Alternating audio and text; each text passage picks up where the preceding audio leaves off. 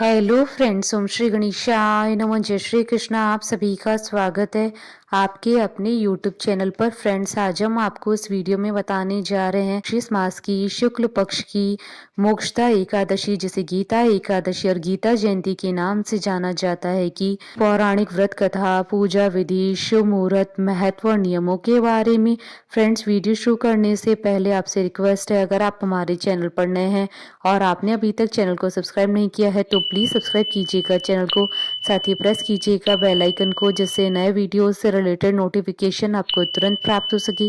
और वीडियो पसंद आने पर वीडियो को लाइक और शेयर जरूर कीजिएगा, ताकि सभी भक्तों को इस वीडियो का लाभ प्राप्त हो सके। और कमेंट बॉक्स में जय श्री कृष्णा जरूर लिखिएगा।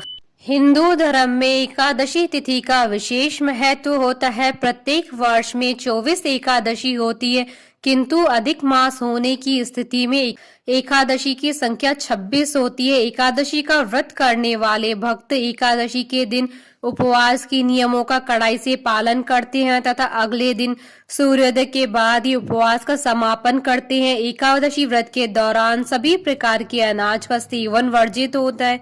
जो लोग किसी कारणवश एकादशी व्रत नहीं रखते हैं, उन्हें एकादशी के दिन भोजन में चावल का प्रयोग नहीं करना चाहिए तथा झूठ व परनिंदा से बचना चाहिए। जो व्यक्ति एकादशी के दिन विष्णु सहस्त्र नाम का पाठ करता है, उस पर भगवान विष्णु की विशेष कृपा होती है।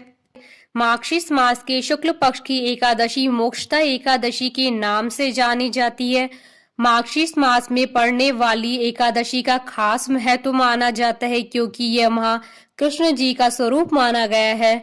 मोक्षदा एकादशी का व्रत करने से मनुष्य के सारे पापों का नाश हो जाता है और मोक्ष की प्राप्ति होती है। मोक्षदायिनी होने के कारण ही इस एकादशी का नाम मोक्षदा एकादशी। इस दिन जो लोग नियम के साथ व्रत करते हैं, उन्हें भगवान विष्णु की कृपा प्राप्त होती है और मनुष्य को सुखों की प्राप्ति होती है। मोक्षदा एकादशी के बारे में कहा जाता है कि कृष्ण जी ने इस व्रत की महिमा को बताया था। भगवान श्री कृष्ण ने इस एकादशी का महत्व धर्मराज युधिष्ठिर को समझाते हुए कहा था कि यह एकादशी इतनी पुण्यदायिनी है कि इसका व्रत करने से मनुष्य सभी पाप कर्मों के बंधन से छूट जाता है और उसे मोक्ष की प्राप्ति होती है। मोक्ष ही ईश्वर से मिलने का एकमात्र जरिया है। मोक्षदा एकादशी के दिन गीता जयंती भी होती है। इसी दिन गीता का उद्भव हुआ था। महाभारत के समय युद्ध भूमि में जब अर्जुन अपने सगे संबंधियों को देखकर विचलित हो गए और शस्त्र उठाने से मना कर दिया, तब भगवान कृष्ण ने उनके ज्ञान चक्षु खोलने के लिए उन्हें उपदेश दिए, जो महाभारत ग्रंथ में गीता के नाम से उल्लेखित है। इसी कारण से मोक्षदा एकादशी को गीता एकादशी के नाम से भी जाना जाता है। इस व्रत की कथा पूजन करने से वाजपेयी यज्ञ के समान पुण्य प्राप्त होता है। मोक्षदा एकादशी को लेकर ऐसी भी मान्यता है कि इस दिन तुलसी की मंजरी, धूप, दीप, नैवेद्य आदि से भगवान दामोदर का पूजन करने, उपवास करने व रात्रि में जागरण कर श्री हरि का कीर्तन करने से महापाप का भी नाश हो जाता है। कहा जाता है कि इस व्रत का फल पूर्वजों को भी प्राप्त होता है, इसलिए मनुष्य के लिए अत्यंत ही पुण्यकारी बताया गया है। यह एकादशी मुक्तिदायिनी तो है ही, साथ ही इसे समस्त मनोकामनाओं को पूर्ण करने वाली भी माना जाता है।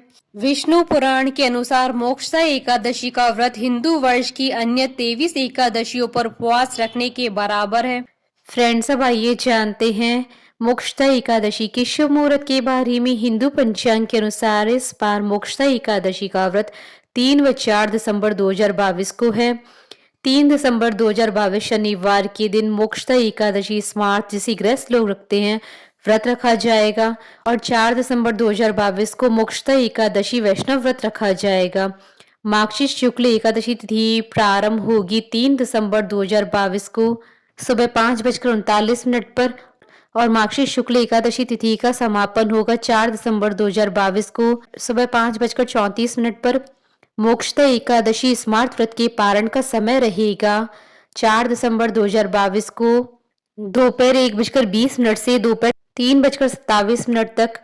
और मोक्षदा एकादशी वैष्णव व्रत के पारण का समय रहेगा 5 दिसंबर 2022 को सुबह 7:01 से सुबह 9:08 तक। सब आइए जानते हैं मोक्षदा एकादशी की पूजा विधि के बारे में। इस दिन सुबह उठकर स्नान करने के बाद स्वच्छ वस्त्र धारण कर भगवान श्री कृष्ण का स्मरण करते हुए पूरे घर में गंगाजल छिड़के, पूजन सामग्री में तुलसी की मंजरी, धूप दीप फल फूल रोली कुमकुम चंदन और अक्षत और पंचामृत रखी। विघ्नहर्ता भगवान श्री गणेश, भगवान श्री कृष्ण और महर्षि वेद व्यास जी की मूर्तियां तस्वीर सामने रखें। श्रीमद् भगवत गीता की पुस्तक भी रखें। सबसे पहले भगवान श्री गणेश जी का पूजन करें। इसके बाद विष्णु जी को धूप दीप दिखाकर रोली अक्षत और तुलसी की मंजरी अर्पित करें। पूजा पाठ करने के बाद व्रत कथा सुननी चाहिए। उसके बाद आरती कर प्रसाद बांटे। व्रत एकादशी के अगले दिन सूर्योदय के बाद ही खोलना चाहिए। फ्रेंड्स, अब आइए प्रारंभ करें मोक्षदा एकादशी की पौराणिक व्रत कथा। धर्मराज युधिष्ठिर कहने लगे कि हे भगवान, अब आप कृपा करके मुझे मार्गशीर्ष मास की शुक्ल पक्ष की एकादशी के विषय में बताइए। इस एकादशी का क्या नाम है तथा इसके व्रत का क्या विधान है, इसकी क्या विधि है, इसका व्रत करने से किस फल की प्राप्ति होती है, कृपा कर ये सब विधान पूर्वक कहिए। भगवान श्री कृष्ण बोले, मार्गशीर्ष माह के शुक्ल पक्ष में आने वाली इस एकादशी को मोक्षा एकादशी कहा जाता है। यह व्रत मोक्ष देने वाला है तथा चिंतामणि के समान सब मनोकामनाएं पूर्ण करने वाला है, जिससे आप अपने पूर्वजों के दुखों को खत्म कर सकते हैं। इसका महात्म्य मैं तुमसे कहता हूँ, ध्यान पूर्वक सुनो। गोकुल नाम के नगर में वैखानस नामक राजा राज्य करता था। उसके राज्य में चारों वेदों के ज्ञाता ब्राह्मण रहते थे। वह राजा अपनी प्रजा का पुत्रवत पालन करता था। एक बार रात्रि में राजा ने एक स्वप्न देखा कि उसके पिता नरक में। उसे बड़ा आश्चर्य हुआ। प्रातः वह विद्वान ब्राह्मणों के पास गया और अपना स्वप्न सुनाया। कहा, मैंने अपने पिता को नरक में कष्ट उठाते हुए देखा है। उन्होंने मुझसे कहा है कि हे पुत्र, मैं नरक में पड़ा हूँ, यहाँ से तुम मुझे मुक्त कराओ। जब मैंने ये वचन सुने तो तब से ही मैं बहुत ही बेचैन हूँ। चित्त में बड़ी अशांति हो रही है। मुझे इस राज्य धन पुत्र स्त्री हाथी घोड़े आदि कुछ में सुख प्रतीत नहीं होता है। क्या करूं? राजा ने कहा, हे ब्राह्मण देवताओं, इस दुख के कारण मेरा सारा शरीर जल रहा है। अब आप कृपा करके कोई तप दान व्रत आदि ऐसा उपाय बताइए जिससे मेरे पिता को मुक्ति मिल जाए। उस पुत्र का जीवन व्यर्थ है जो अपने माता पिता का उद्धार न कर सके। एक उत्तम पुत्र जो अपने माता पिता तथा पूर्वजों का उद्धार करता है वह 1000 मूर्ख पुत्रों से अच्छा है। जैसे एक चंद्रमा सारे जगत में प्रकाश कर देता है परंतु हजारों तारे भी नहीं कर सकते हैं। ब्राह्मण ने कहा, हे राजन, यहाँ पास ही भूत भविष्य और वर्तमान की ज्ञाता पर्वत ऋषि का आश्रम है। आपकी समस्या का हल वे जरूर करेंगे। ऐसा सुनकर राजा मुनि के आश्रम पर गया। उस आश्रम में अनेक शांतचित्त योगी और मुनि तपस्या कर रहे थे। उसी जगह पर्वत मुनि भी बैठे थे। राजा ने मुनि को साष्टांग दंडवत प्रणाम किया। मुनि ने राजा से सांगोपांग कुशल पूछी।